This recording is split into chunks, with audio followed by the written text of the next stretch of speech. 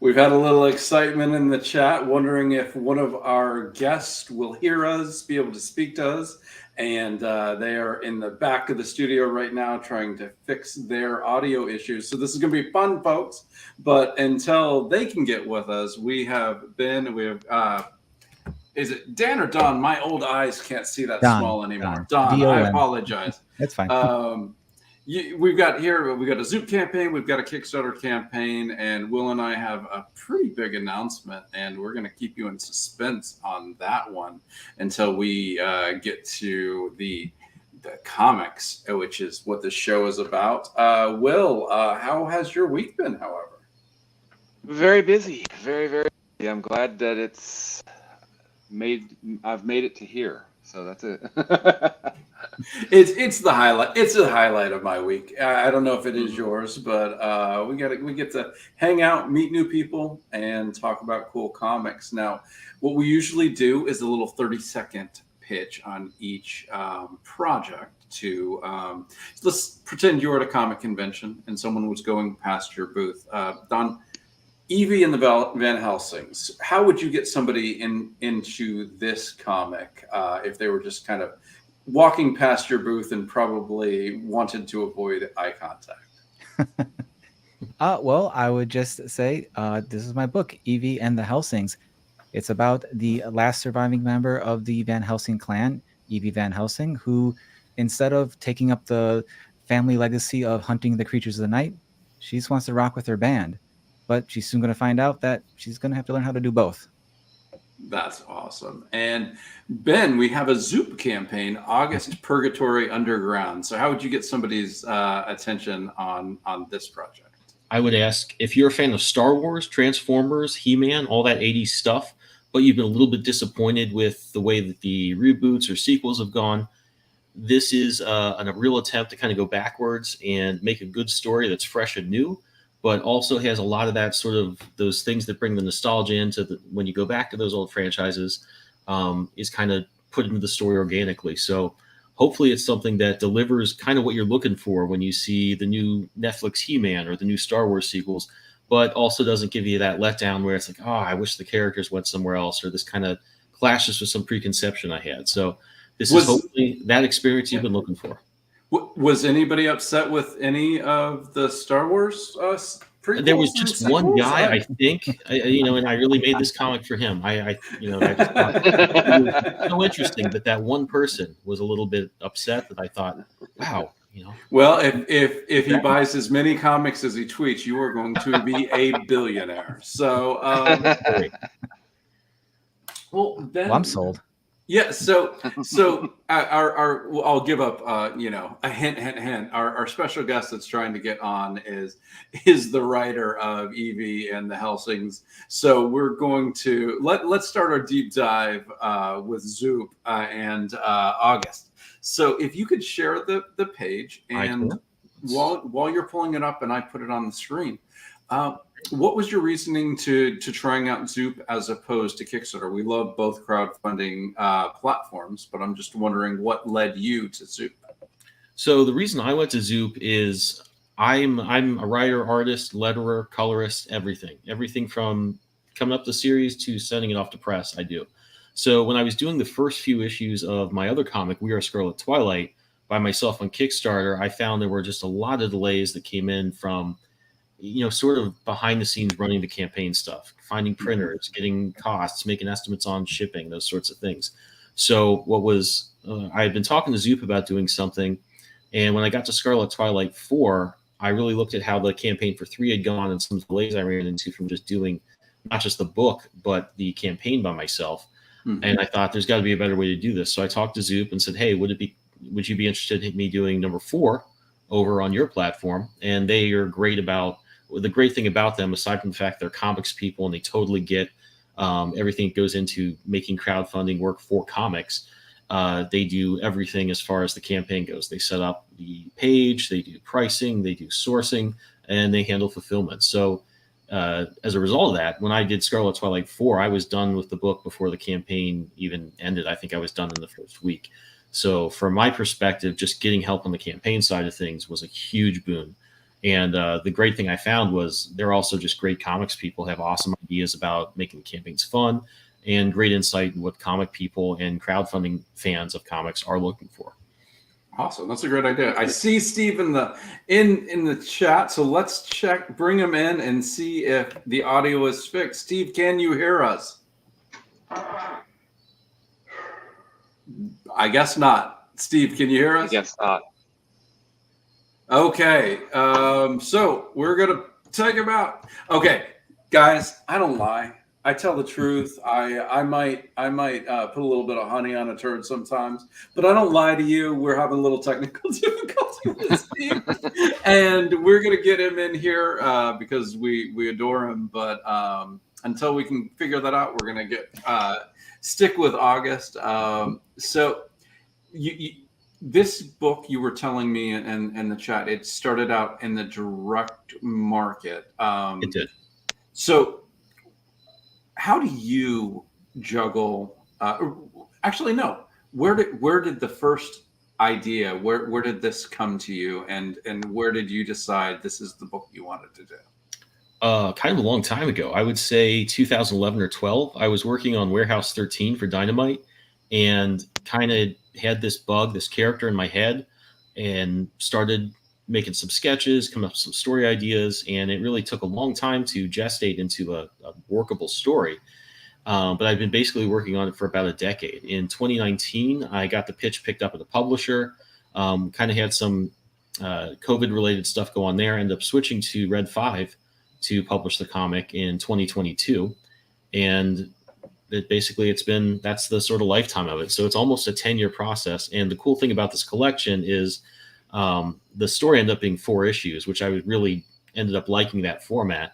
But I had so much artwork from longer versions of the stories, different versions of the story from that 10-year period, that there's just a ton of artwork that I can actually share in this hardcover. I think the story is about 100 pages, a little over that.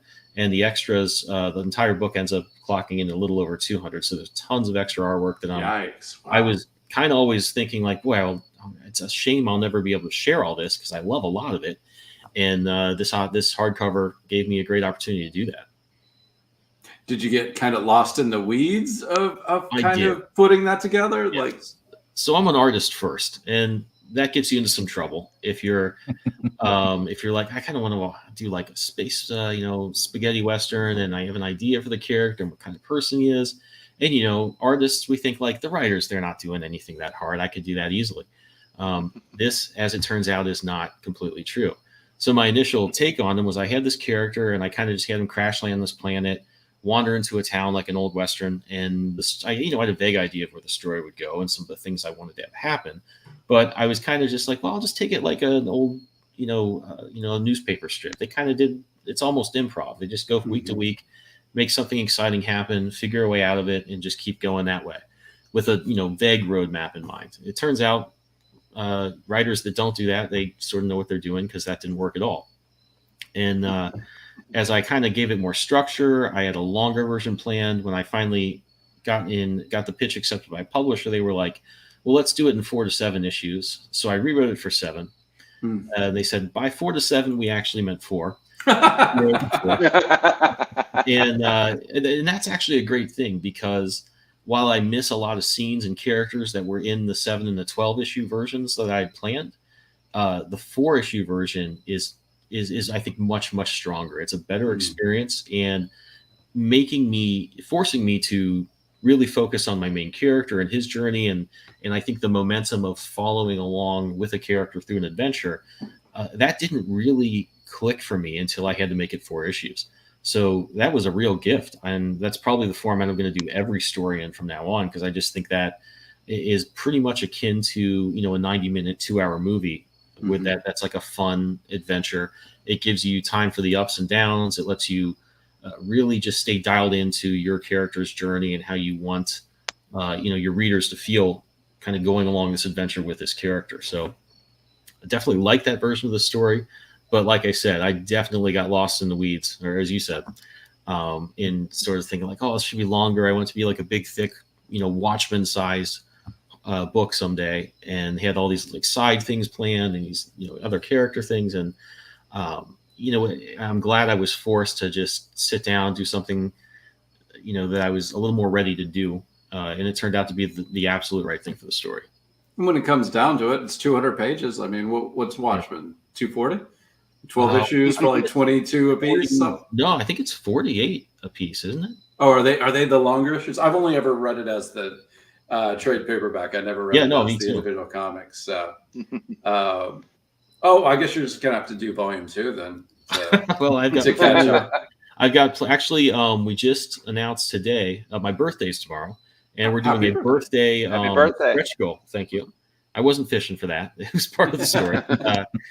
But we're gonna. Zoop's had a great idea. So like, hey, your birthday's coming up. Let's do like a birthday stretch goal thing. If we can get to 3K by the end of your birthday, we're gonna throw in some digital extras that are really fun. And the one I'm most excited about is I have like a 30-page preview / art book of the next August adventure, which takes place about 50 years after this one.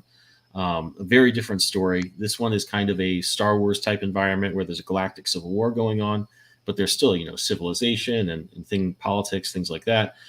50 years later, the galaxy is desolate, ruined, post-apocalyptic, and August is this old, legendary figure that was marooned on an island a planet by himself, like an old pirate, and is hunted by killer cyborgs that have wiped out all life in the universe. So, going to go right to the next. The next story is going to be the end of his life and one of his last adventures, kind of a Dark Knight Returns version of the story. And I'm going to then go back and do the ones in the middle. So.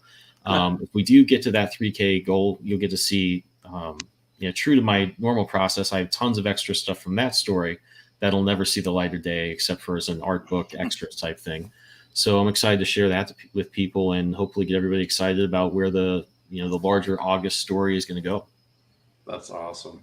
All right, we've got Steve back in. Let's check it out. Can you hear us, Steve? Hey. Oh, all right! I got him.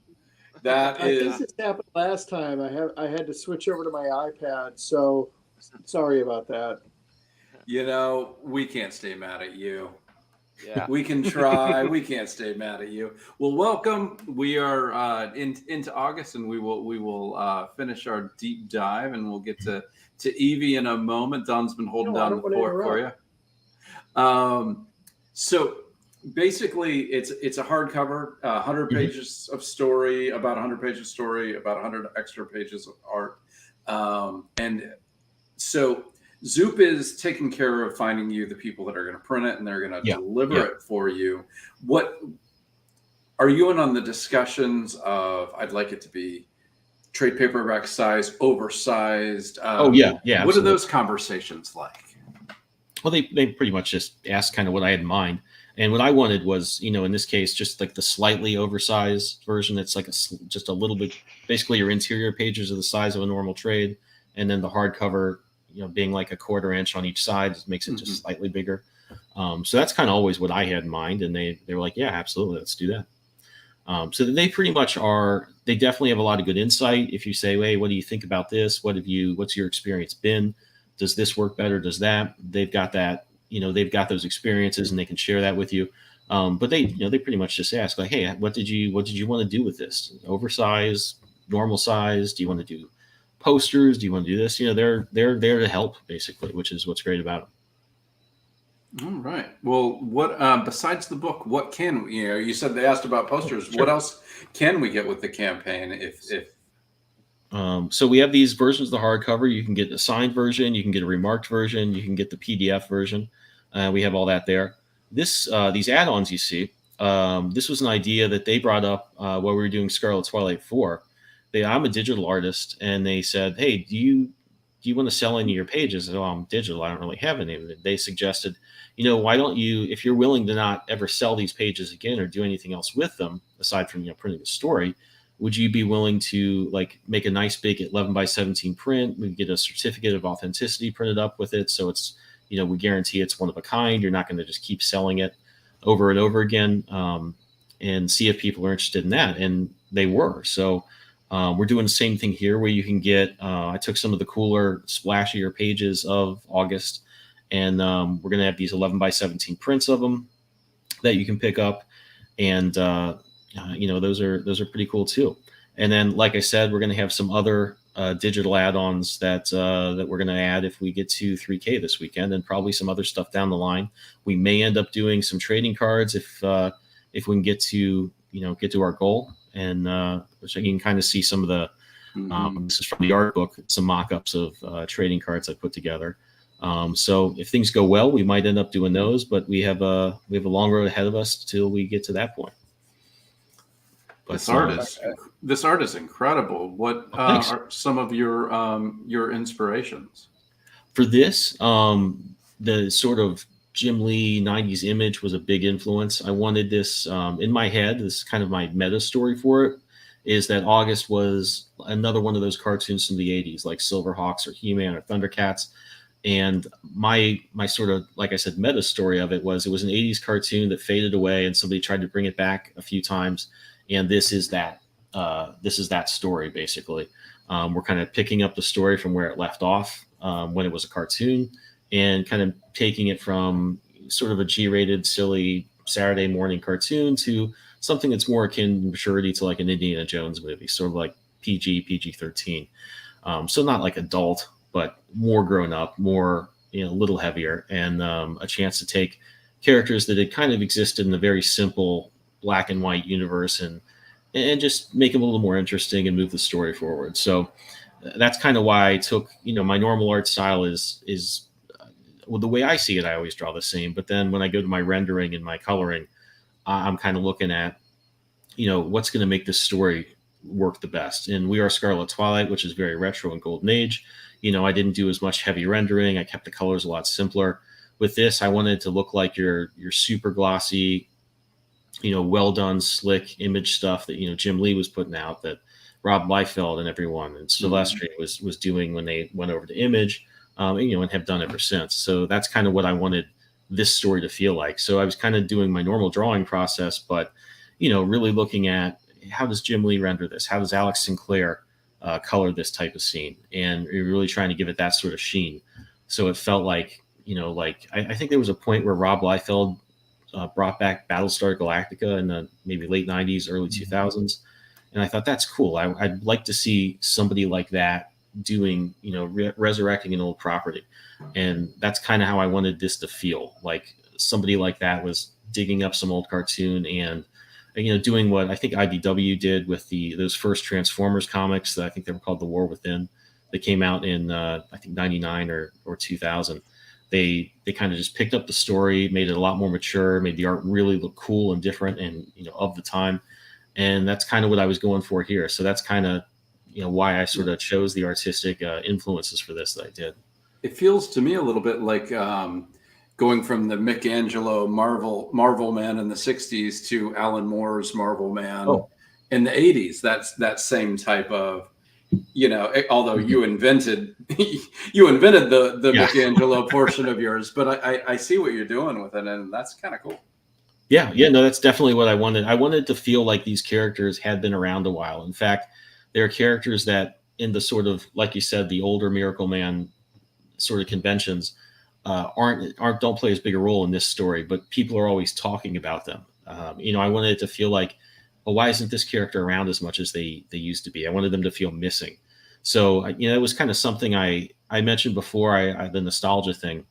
I look at those stories, the new Star Wars movies or the new He-Man stuff, and they almost have this impossible task. They need to make a new story, and it needs to move the story forward, but it's also got to hit all the bases that you wanted, from when you watched it when you were a kid. So we're really asking them to do two very divergent things. So kind of what I did here was made up a story that I think worked, and then kind of put all this nostalgic 80s stuff into it where I could fit. So hopefully that just by doing it backwards a little bit, I'm giving you a story that's fresh and works and is involving and engaging. It kind of covers the bases it needs to be dramatic, but also, by throwing in on like the costumes that we're looking the way they do, the haircuts, the coloring, also gives you that feel like this does kind of feel like one of those old things, but updated slightly. So I was kind of trying to create that experience without you saying, oh, I didn't like that Luke Skywalker lives on this island now, like avoiding that sort of thing by not picking up something existing. Luckily, no one had a problem with that. So yeah, I forgot. Yeah. If I could Luckily, ask a there was question there real was quick. no one. Yeah, absolutely. But literally, so- no one had a problem where Luke was. That Yeah. I mean, it always surprised me people if they had that sort of reaction. if they would have, yes. if hypothetically someone did feel that way, I mean, that never surprised me when I saw that movie. I didn't love it, but I was like, well, yeah, something had to happen to him, or there'd be no more Star Wars. They'd be having Star Peace. They'd be sitting on the beach. They'd be ordering drinks. It would be over. It wouldn't be that dramatic. So to me, I was like, well, it has to be like that. There's no story if it's not like that. And so I kind of looking at that, I said, there's probably a way to deliver this type of narrative and this type of adventure by taking these ingredients we have, but trying to find a way they fit together a little bit better. And that's pretty much what I wanted to do with the story. Go ahead, Don. So, Benjamin, August looks awesome. Sounds awesome.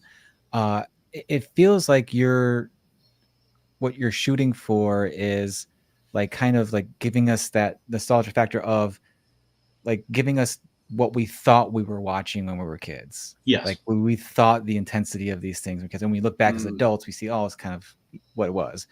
But, and I think the mistake a lot of these reboots do is instead of shooting for that, giving us what we thought we were watching, they're like, no, purposefully wrenching it into the grittier, more adult thing just because, as opposed. You've mentioned a lot of the kind of nostalgic shows and stuff like that. Is there any in particular that you kind of influenced August that maybe isn't like one of the more popular ones? Because it feels like whenever I talk to somebody about like old 80s TV shows and cartoons, everyone kind of has that one where I'm like, I kind of remember that one, but like how do you not remember this? Or or is that just me? There is one. So the town that most of the story takes place in, it's kind of a deserted mining planet, which it has a lot of an Old West feel to it. I was definitely thinking of Brave Star, if you remember him. He was great. He was kind of a cowboy sci-fi. There was a lot of magic in the show. He had like I think a robot horse named like 3000 or something like that he fought the bad guys with. And I really liked that show. And as a kid, I didn't have any of the toys, which always upset me, but I really liked the mixture. They had everything in there. It was sci-fi, it was Western, it was magic, and it all worked together really well. They had a great main character, some great villains, supporting cast, all that stuff. So I definitely wanted to, and I didn't get as much page count to explore the city they're in as much as I would have liked to, but that was very influenced by Brave Star. I'm just surprised they had robot whores in a kid's cartoon. Oh, I said horses. That would be a very different cartoon. Oh, okay. Because I was like, I got to look up Brave Star. Yeah. Not quite. I mean, I haven't seen every episode. It's possible it went off in some different directions, but that's not my recollection. No. I bet it's on Tubi. I can find out. Well, that's awesome. Good luck coming in. You just passed halfway. You've got 13 days to go. So good luck. We're going to pop on out. If you could stop sharing, because if I do it, I'll accidentally kick you out. Steve, go for it.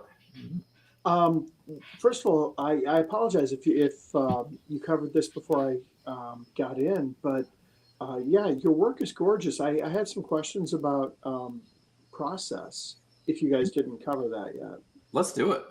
Yeah. Okay, cool. Are you entirely in like Clip or Procreate or Photoshop, or do you bounce back and forth? Can you kind of walk us through, because you're penciling, inking, and coloring all digitally. So can you kind of walk us through your workflow? Yeah, actually, it's none of those. I use a really old program. It's from, I want to say 2000. It still works some crazy how.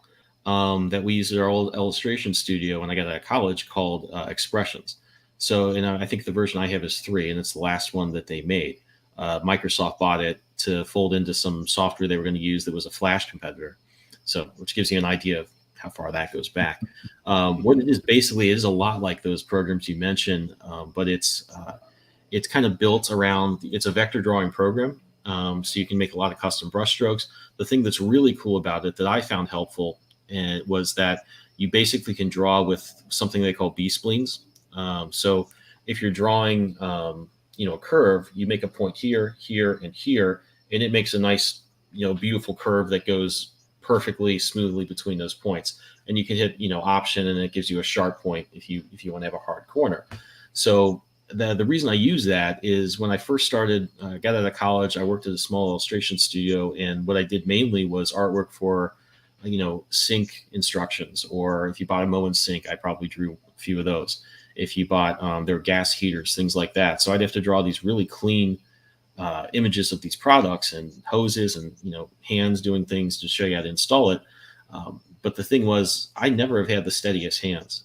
And I would watch my boss do it. He could just sit there with the marker, make a perfect line. It would be beautiful. He wouldn't have to think about it. I asked him one day, how do you practice to do that? And he was about 60 at the time, said, well, I practiced every day for about 20, 30 minutes. And about 5 years ago, so when he was 55, it finally clicked, and I was able to do this that easily. And I thought, I'm not going to be employable for like 40 years while I figure this out the way things are. So another guy at the studio was really into just trying out every new piece of software that came out, and embraced that stuff. He kind of showed me the ropes on these other programs, and that kind of enabled me to do that artwork, much better. And I just ended up doing that kind of day in and day out at my job. And, when I'd come home and try and do comics, it seemed silly for me to switch gears and go back to doing my sketchy, inking style that I would do by hand. Like when I'd be there 8 hours doing this, I didn't want to switch gears and do something else. I kind of wanted to build the strengths, that I developed doing that at my regular job. So I pretty much just stuck with that. It's a lot like Clip Studio, mixed with Illustrator, basically. So I color in there as well, so you can really streamline your process. So that when I do my outlines of characters, I generally just do the whole outline because I can use that later for a color flat shape. So it gives me it lets me build upon what I've been doing day in and day out for 20, 30 years. And additionally, I found a lot of ways over that time to just streamline my workflow. Say if I do this part of this way, I'm going to be able to use that to make my life a lot easier down the line when I'm coloring it or doing gutters and borders, things like that. So it's a pretty unique process, but not really that too far removed from software like Clip Studio or Adobe Illustrator that people are pretty familiar with. Now is this a program that are you lettering your work as well? Yeah, I just do that all. You just stay in the same program the whole time then? Oh no, Expressions is not great at doing type, so I do all my lettering in Adobe Illustrator. Okay. Unless it's something like on a console screen. If I don't draw that out, usually if you pop type into something like on an advertisement in the background or a screen, an interface thing, it looks pretty bad. So I'll usually design that in Illustrator, get my perspective worked out, bring that into Expressions, and then kind of draw it out with my custom brushes so it looks like it's married to the artwork a little better. But yeah, I do my lettering in Adobe Illustrator, and I do InDesign for like my Press and design stuff. Excellent. is Expressions a program that anyone can get, or are you just holding onto your computer praying? I don't know if it's still available for a while because it's discontinued. They did have a version that was downloadable, and I don't know what the exact legality of that. I still basically, when my old studio that I worked for closed down, we all kind of went in business for ourselves and bought the software from our old boss. Mm-hmm. So I technically could say, yeah, I bought this. Right. Not that anybody's going to be hunting it down, but I don't know if there might be a link to a version on their Wikipedia page. If you look it up, I think it was called Creature House Expressions, or maybe Creature Labs. But yeah, basically, it's dead software. I don't think anybody's too concerned about it. So if you find it, it still works in Windows 11, and you could conceivably get it installed and up and running. That's pretty cool. Quick question. I mean, since we have artists on here, Kevin, you and I are not, right? We can just sit back and let them draw. There was a recent Kickstarter for something called Abode, which is kind of a take on Adobe, trying to make software, that suite of software for artists that you actually own. You don't have to rent. Yeah. Did you guys see that Kickstarter? No, I didn't. Sounds cool though. Okay, well, tell you what, I'll send you the link for it. It was really interesting. My wife's a graphic designer, so I was the hatred for Adobe in this house is strong. Strong. She Yeah. uses it all she has to, but it's like, why do they do this to us? They keep screwing it up, right? Yeah. Yeah. But it's a monopoly. You're always going to have. It's the same as Diamond used to be. Everybody's going to carp about it, and there's going to be every new version of everything they make is heavier and heavier and slower and slower. So it's not to mention pretty expensive. So yeah, it's I share these frustrations. Cool. All right. Well, So, and one other question. So you're exclusively digital. Yeah. Don, you and Steve work both digital and traditional, or? Yeah. Not to speak for Steve, but I think we work digitally for the time benefits of it. But I think both Steve and I have the deep love and appreciation and wish we could just pull out the ink and pens and have those all the time. I have 2 small kids, so I struggled a lot trying to learn how to draw digitally. I had, the small little cheap Wacom bamboo pad that wasn't the screen, but it was a little pad to try to get a feel of that. I had a couple of the budget, not the Cintiqs, but the first one I had. Oh, what was it? A Monoprice monitor. It was like $200. It was pretty terrible, but it kind of got me used to drawing on a screen a bit. I have a Huion one now that's pretty good, but when the pandemic hit, I ended up just biting the bullet and getting an iPad Pro, and that was a game changer for me.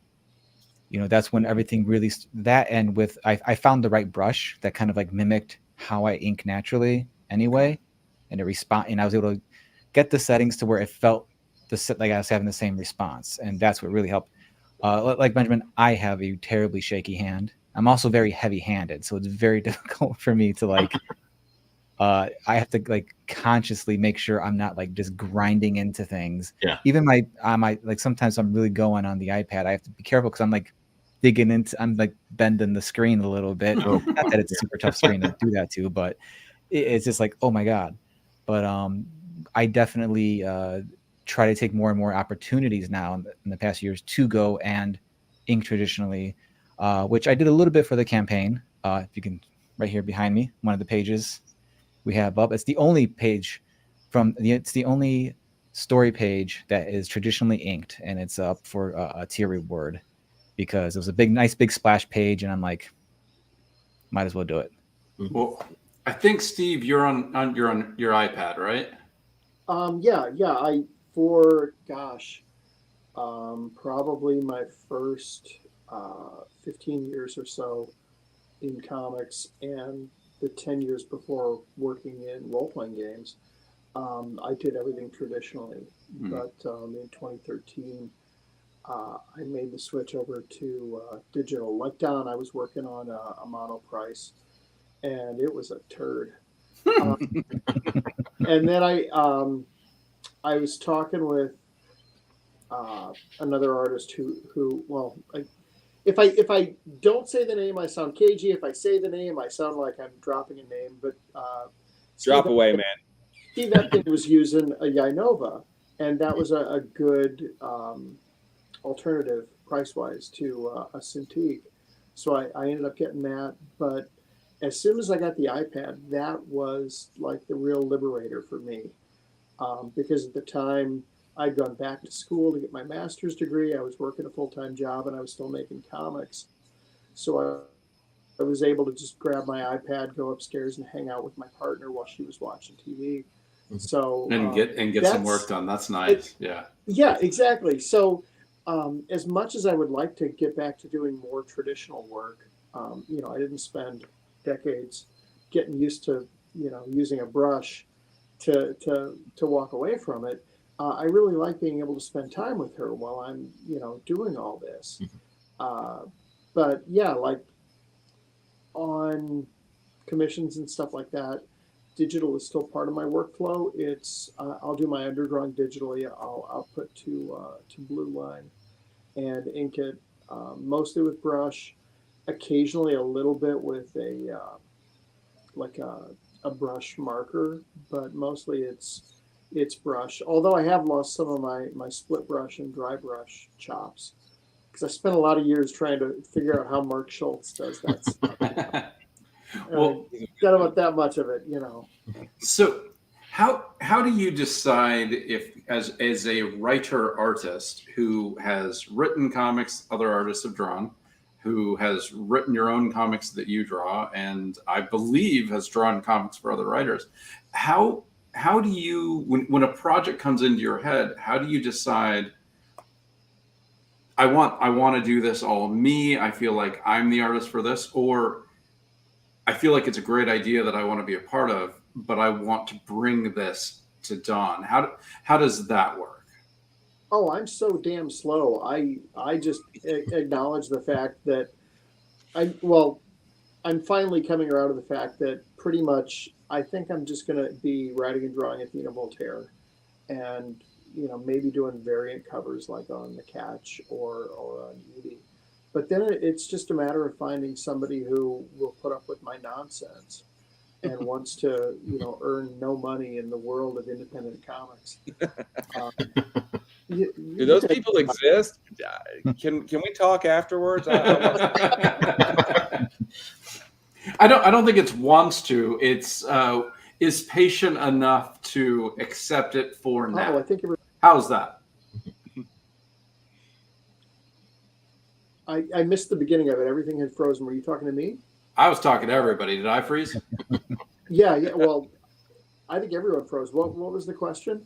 I was just saying I don't believe that Don has agreed to not make money. I believe he's patient enough to wait for the time when money comes. How's that? I think that's reasonable. Well, the first if time if I can help Steve out here, Don. real quick history lesson. Steve was actually the first professional I ever worked up the nerve to talk to at a convention. Oh, cool. When I first started getting back into comics, I want to say around 2009. It was right after the first.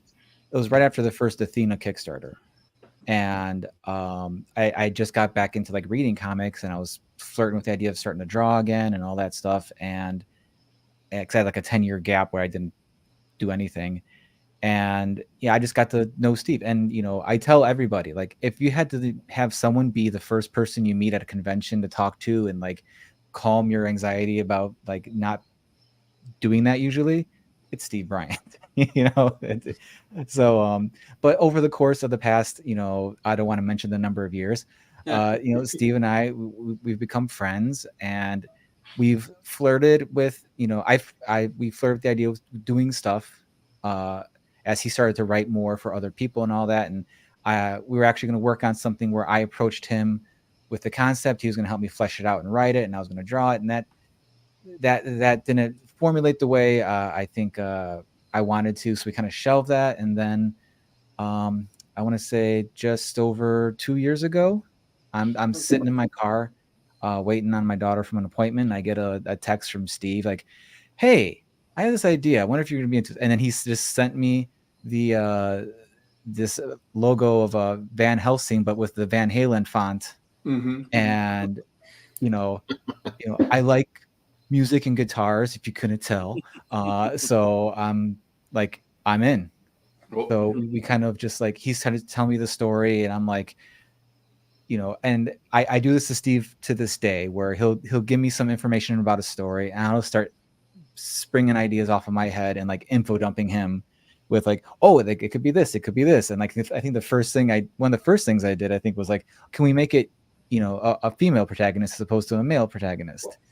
And that was a lifesaver, because originally the whole concept was Eddie Van Helsing, and then Eddie Van Halen inconveniently died and made the whole thing seem like it was in really poor taste, which it would have been. And Don suggested the gender swap, which I feel like was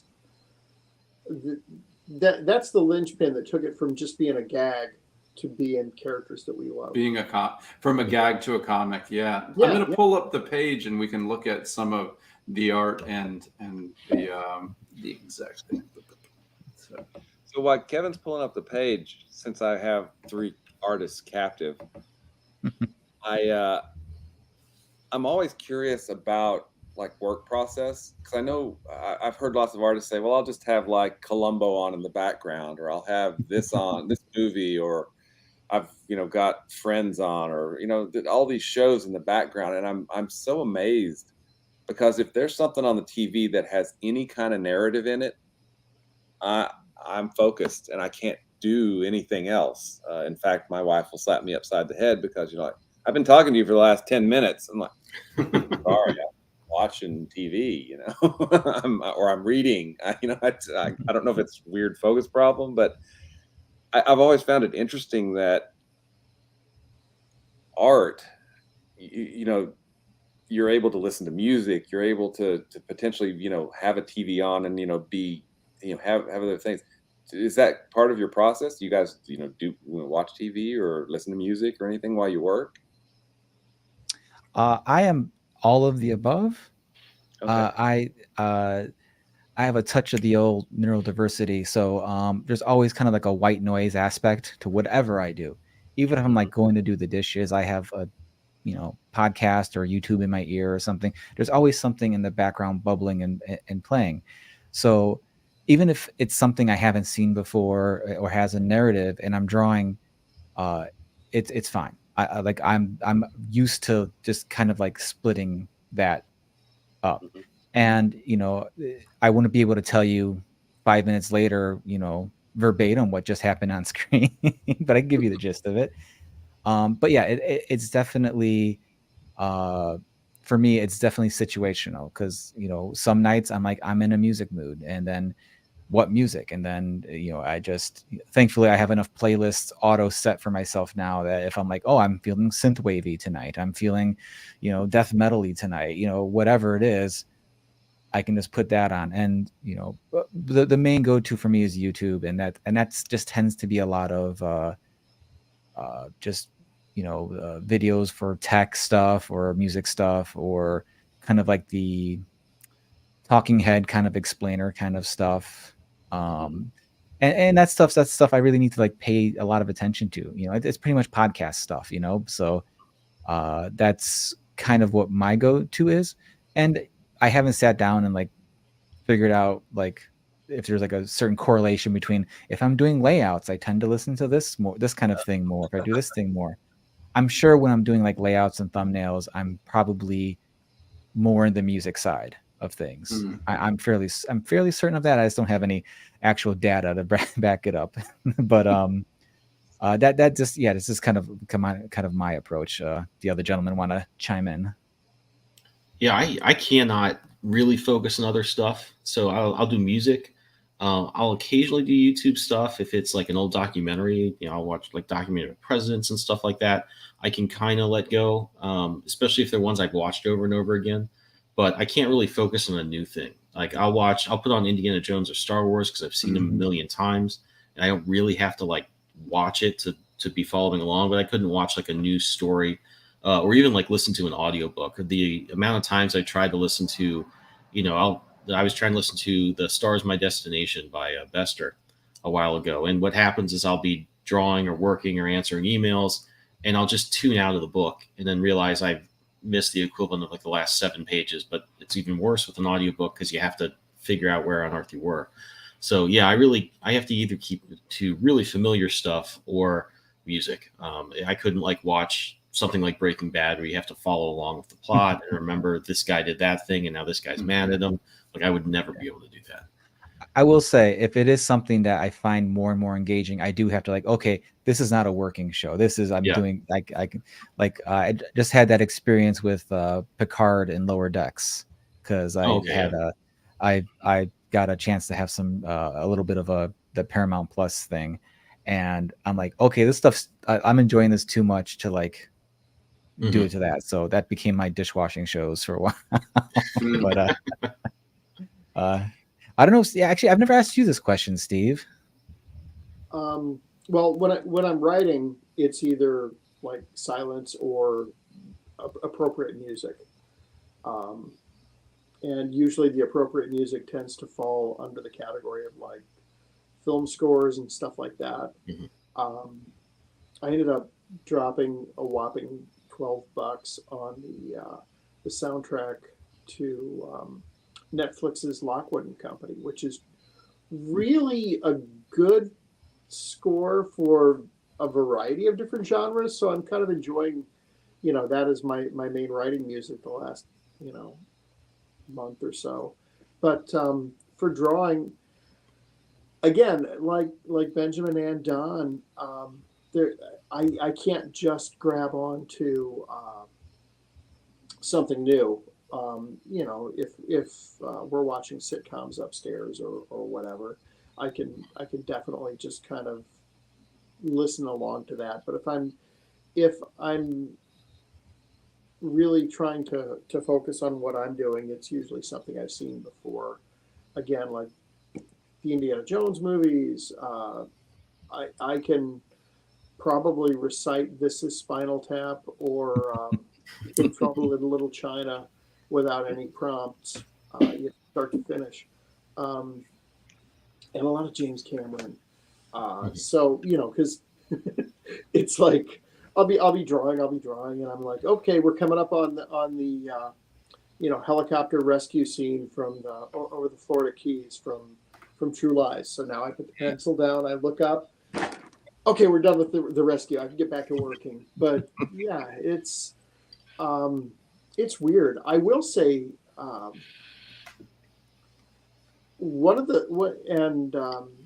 this is something that I've realized in recent years, and I don't know if my ADHD is getting worse as I'm getting older, or if it's a different neurodiversity issue. But I need to plan out what I'm going to listen to or watch while I'm working, because I found it's a really easy rabbit hole. Like if my girlfriend goes out of town for the weekend, I can easily spend the majority of that Friday night just looking through the DVDs and going, oh, what should I listen to? What should I, oh, if I pick TV on, DVD, or stream something, I'm good for about 4 hours with letting the time pass, and I won't really notice because it'll flow. And I'll just stupidly waste a ton of time looking for something. And then I'll look up and it's like, 12:30. I'll be like, shit. And you didn't watch anything. Right. I didn't watch anything, didn't do a lick of drawing. I've wasted this solo time I had. So yeah, I learned I need to plan out, is it a podcast, or I like Benjamin, I'm not really good with audiobooks when I'm working. Well, yeah, I have found that when I'm fulfilling a Kickstarter, I have like 3 or 4 albums that I roll through, like a Foo Fighters album, Joe Strummer and the Mescaleros album, and Anna Nalick album.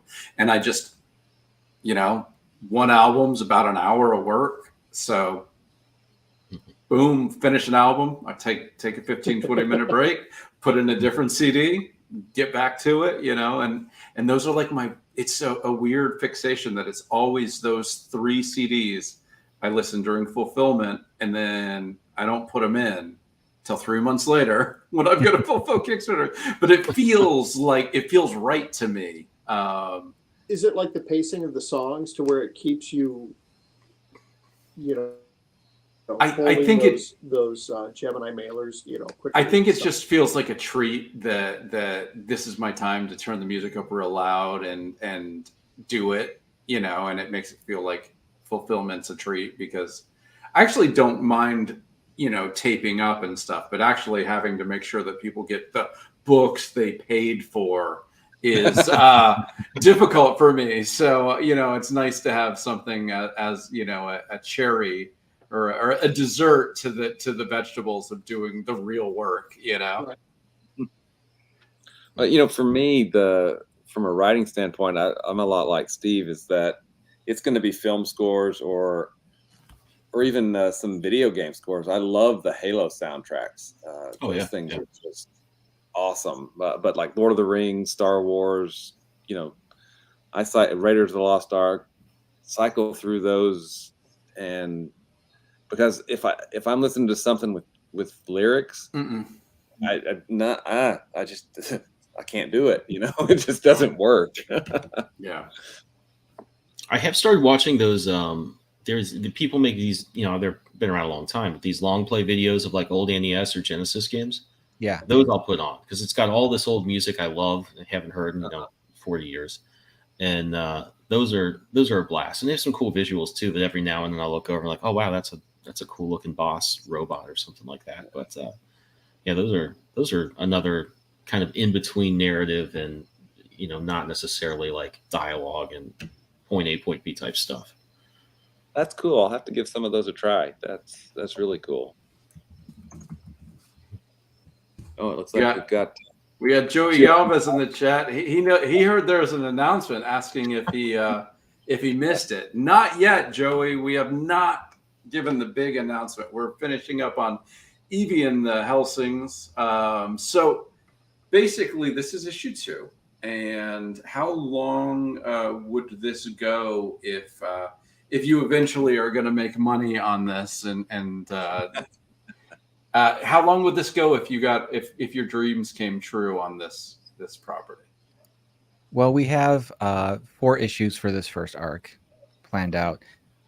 Steve and I are, constantly sending each other ideas back and forth for a second and third arc that would be kind of the major over story. Not that we wouldn't be able to go back to this world and do things like that, but the main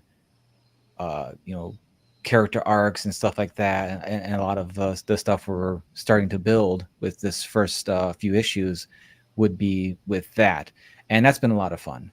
Obviously, we're very focused on getting what's in front of us done first, but we definitely want to make sure while we're doing that, we're putting things in and we're thinking about what could come next, so that way it's all cohesive, it all fits together, and it all works. And I'm pleased as Peach that I had I think a really fun idea for a second arc, and Steve's such a great collaborator that he's just like no ego involved on it. He's like, yes, because I know he's gonna just kill it when it comes to fleshing things out, which is a huge benefit to anybody, any artist and writer combo, is if you're both open to hearing each other's ideas. And Steve's a great artist, so obviously if he has like a note for me with the art, obviously I'm gonna be like, okay, I believe you.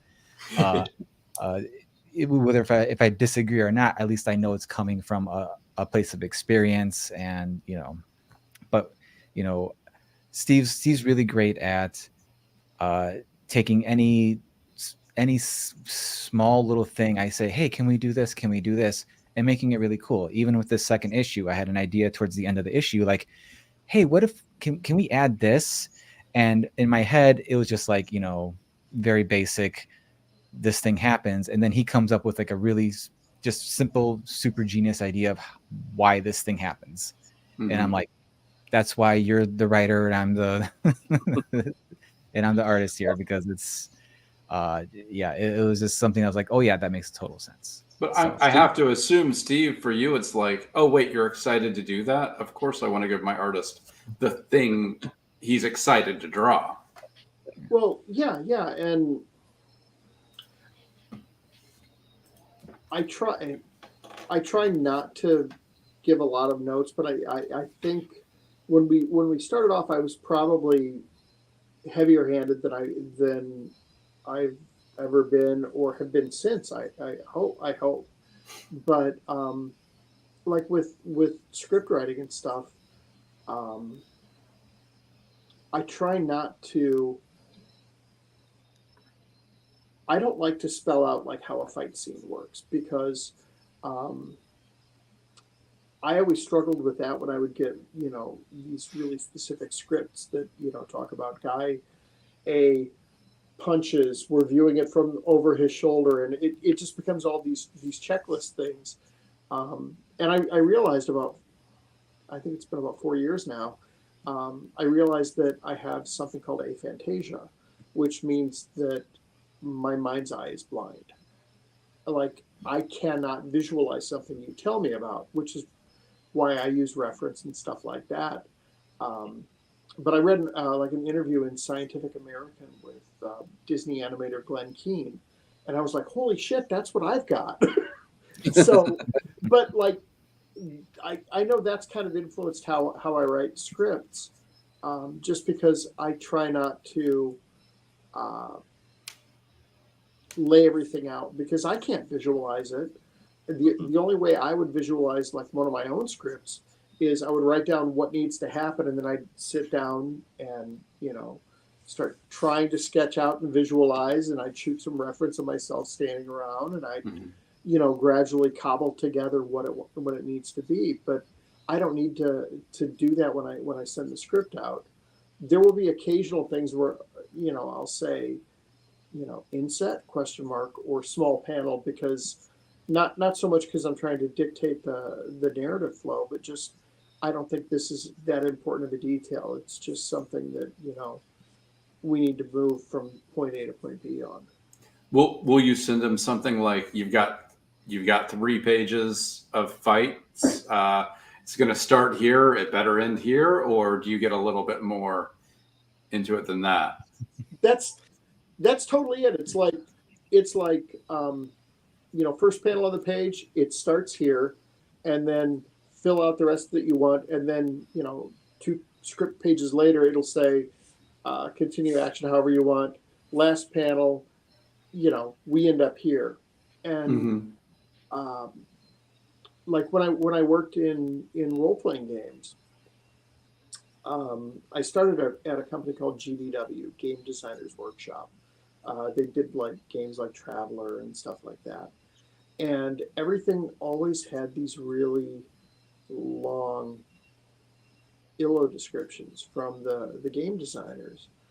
And they were usually really dull because these were not visual people that were feeling like they had to earn their salt. They would come up with like an overly complicated description. And I had friends that were working at FASA in Chicago, and I later ended up moving from GDW to FASA, working on BattleTech and Shadowrun and stuff like that. And the FASA ILOs were always much better, and that's because they would not write any ILO descriptions. There would be a large hole for the ILO, so you knew what size it had to be, and it would be like, pick something on this page and illustrate it. And every artist was able to play to their strengths, and they were able to come up with really engaging visuals. And that was a great learning experience for me, that sometimes the best answer is to just turn the artist loose, turn your collaborator loose. That's how I like to work. So, you know, I hope that nobody feels like, you know, oh, Jesus, this guy's making me do all the heavy lifting or whatever. You know? Yeah, Sorry, I'm extra sweary tonight. Do you write a full script for Dawn for Evie? Yeah, but it's I think it's a pretty bare bones full script. Like if 2 people are talking, it's like panel 1, Evie, panel 2, Marcus, panel 3, Marcus, closer. And you know, that's the extent of it. And then he'll send layouts and I won't even compare it to the script. I'm like, oh, I know what's going on here. I don't need to look at the script. And like Don breaks things down in a really interesting way as a storyteller. Like you'll segment action. I try to write things with not too many panels to a page. I try to average 4 or 5. Just because I never want to run into that situation where someone's cursing because there's so many small panels. But Don will take a moment and break it down in a way. And I remember, well, the double page spread, the performance of the band at the end of issue 1, where we've got all these little vignettes and there's headshots and there's like close-ups of, you know, tapping on the fretboard. And just, it was this really cool way to show like the kinetic environment of a concert. It's all these images flashing by like an MTV video from 35 years ago. And I never would have been able to think of that in that way or describe that kind of layout. But turning Don loose, he did something much better than what's in the script. And I feel like that's one of the beauties of of having a collaborator that's a good storyteller instead of just, an art robot. Yeah. It's a collaborator from top to bottom who cares about the characters and how to portray them, and that's, when you to your question of how long would this ideally run, as long as he wants to draw it. I mean, that's really it. That's the heavy lifting. Well, we've got a question that kind of dovetails into that from Joey. How far out do you map out a story, arc by arc, issue by issue? Well, like for Evie, I knew where the first arc was going to go, and I had broad strokes of where I thought we could go with the second one, mostly from character points of view. Mm-hmm. And then Don had this great idea that essentially, and I don't think this is too much of a spoiler, it takes the characters out of LA because it's a band and bands go on tours. Mm-hmm. And so it's kind of a great way to put them in a different kind of environment, but we're dealing with, Evie is coming to terms with the two worlds she has to navigate, but she's removed from the support system that she has in the first arc. And so just by Don suggesting that, and that he has a lot of really cool story beats in there, but that opened up a whole bunch of other stuff. And then, he sent me a huge text message, and I did ask him to send me an email of it just because I'm not joking. Like I just info dump Steve with things. I think we had a generation crash there when you tried to text him an entire arc of a comic. Well, I think the thing is a lot of what Steve and I get along with is we're both very much focused on the characters, and almost to the point to where the actual plot of the story doesn't really matter, even though it does, obviously, but like it doesn't matter unless you care about the characters. It doesn't matter who's in danger if you don't care if they're in danger. And that's a lot of the stuff Steve and I both really think about. So that's a lot of the stuff we kind of send back and forth. And Steve's really great at taking that and saying, okay, well, here's the overarching story. Here's how we can fit that in with that. Mm-hmm. And, Steve's easily the best collaborator I've ever had on a project. I love his scripts. They give me plenty of rope to hang myself with, but I'm always up for the challenge. And even if you look at the campaign page for issue 2, the little fight scene that's part of the preview pages, that was one of the ones he was talking about. We start here. I get a couple pages just to have a good old choreographed fight where I'm trying to make Steve say, "Oh, that's cool." Steve's my primary audience on this. Oh, thank you. And so, if he thinks it's cool, then I'm good with it. So that's a prime example of how he does that. So I forgot where I was going with this, but in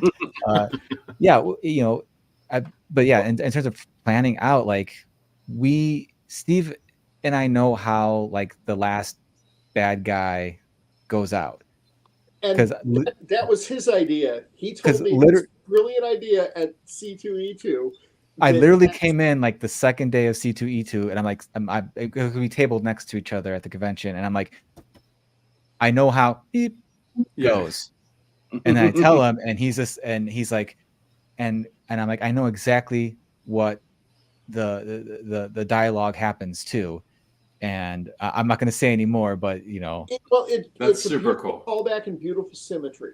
But and the cool thing was, we had talked about that for arc number 3, and he had a plot for arc number 2. And like, I'll have various things in the back of my head, little obsessions that I'm like, I want to incorporate this into a story sometime, like, LA murder houses and satanic panic. And suddenly what Don is suggesting, I'm like, oh, I can put these other weird little things that I've had floating around in my head for like 20 years. I can put these into the story too.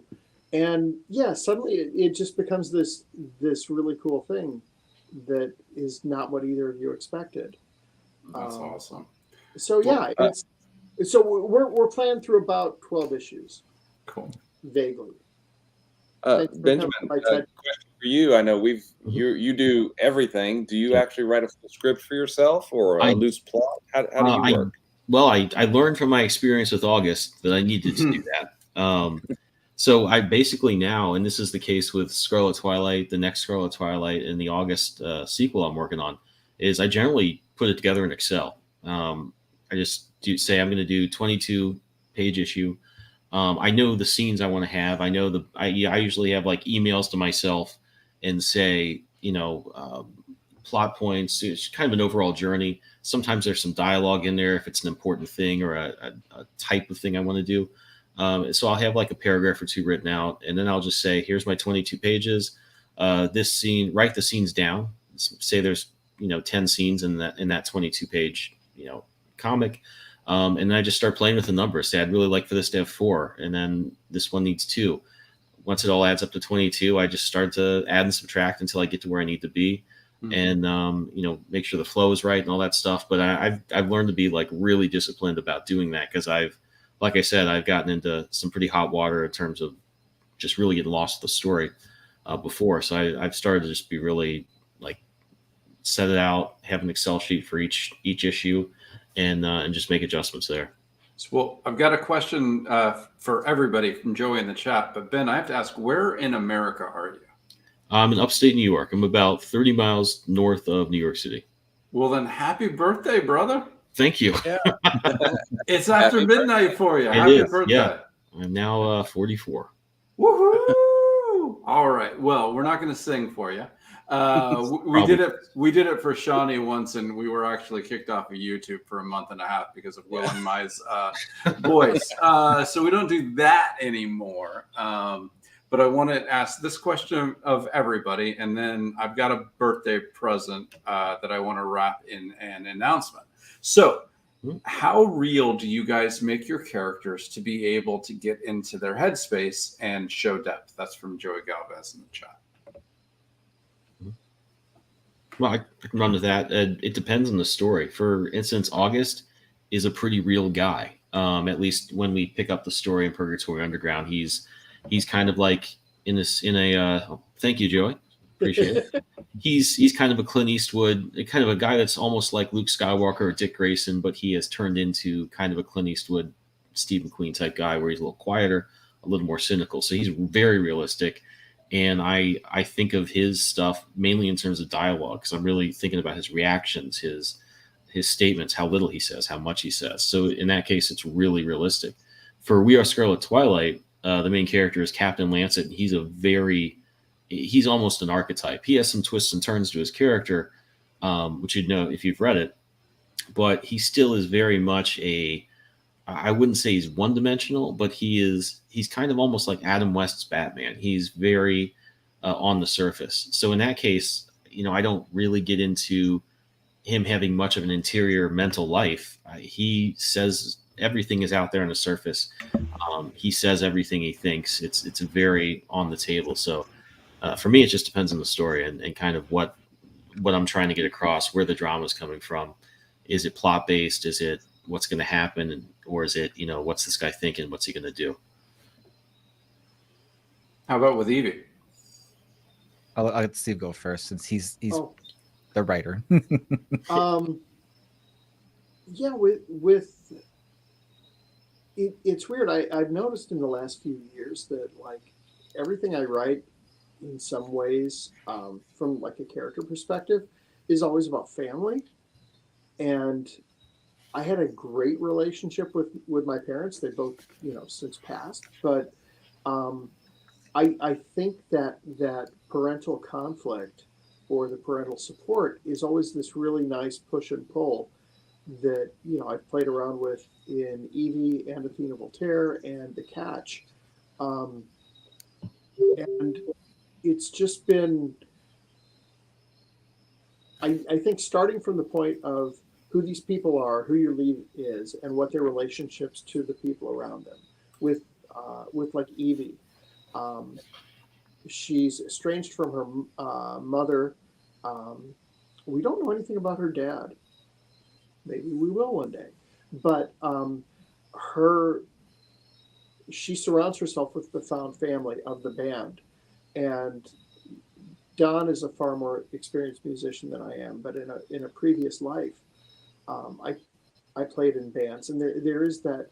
It's the same thing as like a comic collaborator or any artistic collaborator. There's it's more than a friendship. There's a bond, and being in a band, it's that same kind of thing because, you know, when you're playing in front of a hostile crowd, the only people that have your back are the 2 or 3 or 4 other people on the stage with you. And so I feel like Edie's got her armor up with her actual family, but her found family is the thing that, right, when we first meet her, that's who she's fighting for. That's what she's trying to hold on to, is the band. And I think for me, sorry, I know this is turning into another freaking TED talk, but for me, the big thing is just to kind of, you know, find the will and the want of the character, and everything else kind of falls into place from there. And now I'll hand it off to Don, and he'll contradict everything I say. Well, you know, when I'm drawing Evie and I'm reading the scripts and I'm looking at everything, what I really try to do is I try to find something of myself, whether I like it or not, in each character. And that's how I try to find my way into how will this person react to this person, and then, you know, how big will that expression be when they're, you know, when they're perturbed? Are they like, you know, just kind of mildly, you know, just influencing whatever the visual of it will be. And so that's just kind of my in with everything, you know, like with Evie, like the wanting to, you know, pursue something that's, you know, deep within you, but other things are going to be calling your attention, and you want to hold on to that. Even some of the less nice characters,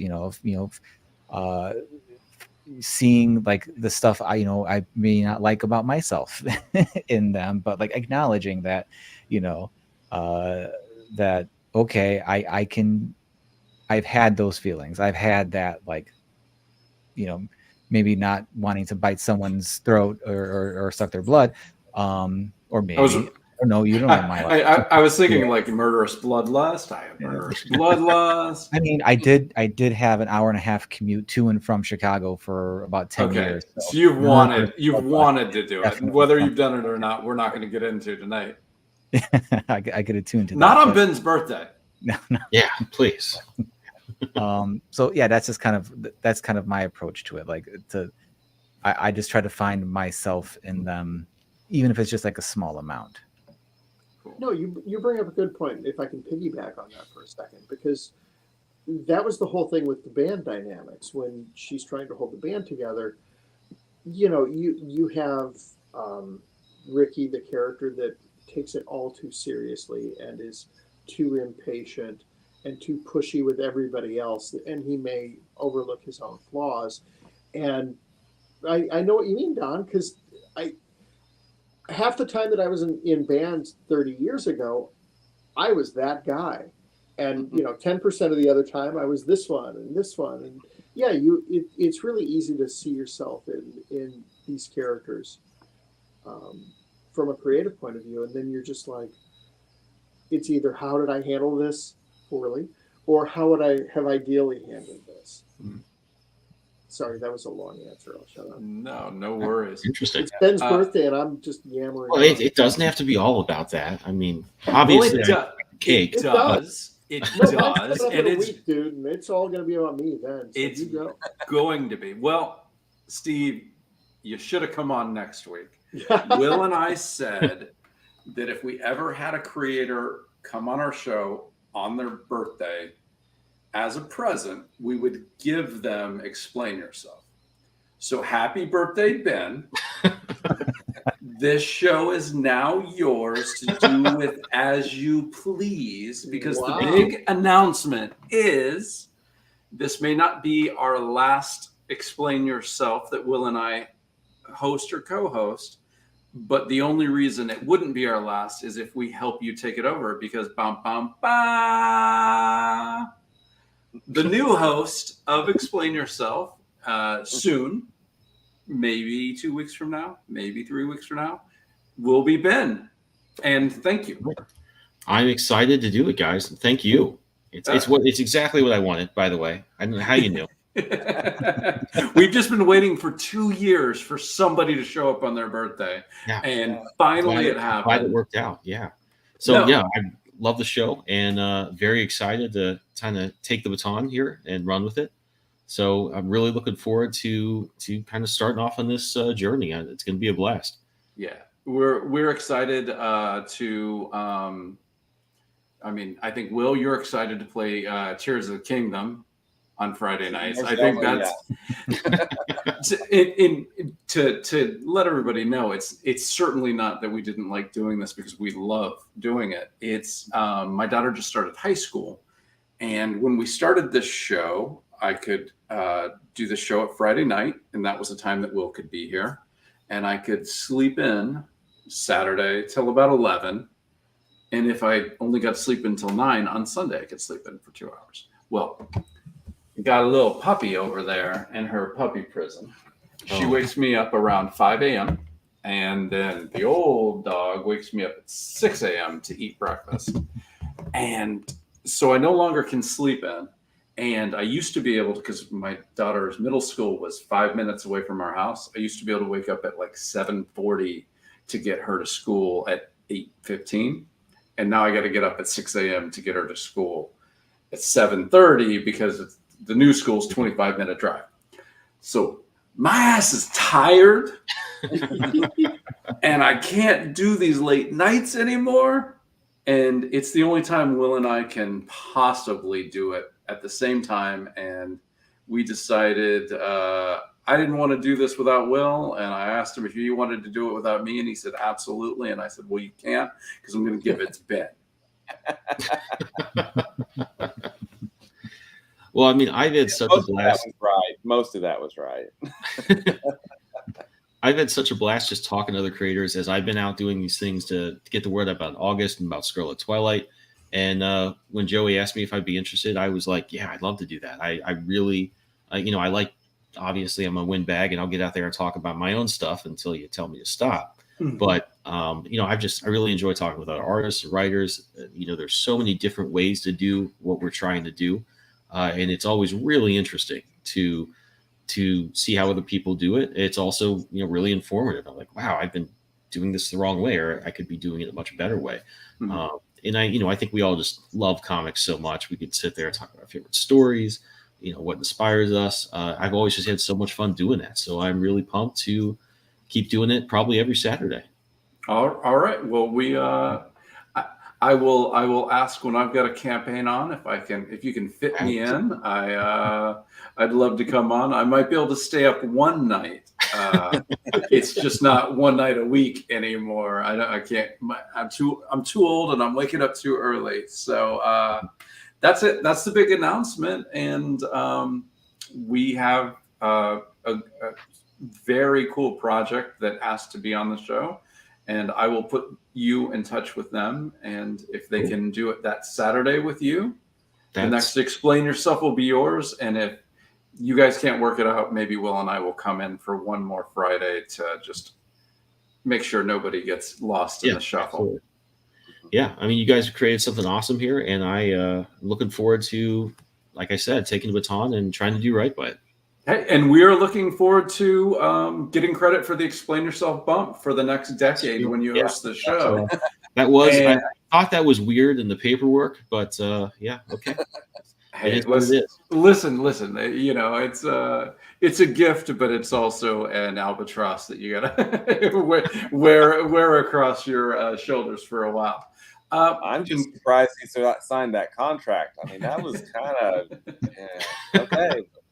Whatever. Well, I really wanted to do it. I decided to just, sign the dotted line and hope for the best.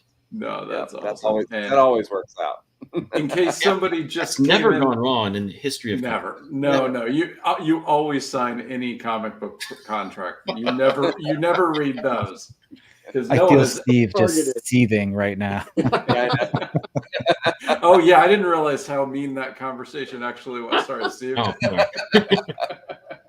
Just have a key person clause in your contract, because if somehow the silent partner forces all the cool people out of the company, it's good to know that you can get out. Mhm. I'm saying hypothetically, Hypothetically, yes, absolutely. if that kind of action ever happens in your lab, Mhm. you need to make sure that you Bravo. from the inaction slab. All right. Well, in case somebody just popped onto Facebook and saw this and didn't get the chance to hear the 30-second pitch on the two campaigns, Steve, you weren't here to do it. Excuse me. This is the last 30 seconds I'll do the show, and I can't talk. I'm verklempt. Speak amongst yourselves. Steve, how would you get my attention if I was walking past your booth about Eevee? For generations, the Van Helsing family has protected mankind from the things that go bump in the night. The last protector has fallen, and the mantle goes to their heir. Unfortunately, Evie Van Helsing just wants to rock. Nice. And Ben, one more time on August. So Captain August is a celebrated galactic hero in the midst of a epic civil war that takes place in the Milky Way. After a tragedy happens and destroys the planet of Mars, this once celebrated guy is blamed and sort of hunted by friend and foe. He's running out of options to continue his life as it was once the war winds down, and he finds himself taking on more and more dangerous missions. So in the course of that, he does some things he shouldn't do and finds out that not only are his friends gone, but a lot of his old enemies are not as gone as he had hoped they were. So he pretty much is struggling to get out from under the shadow of this controversy and also make peace with his past and find a new path for himself. Nice.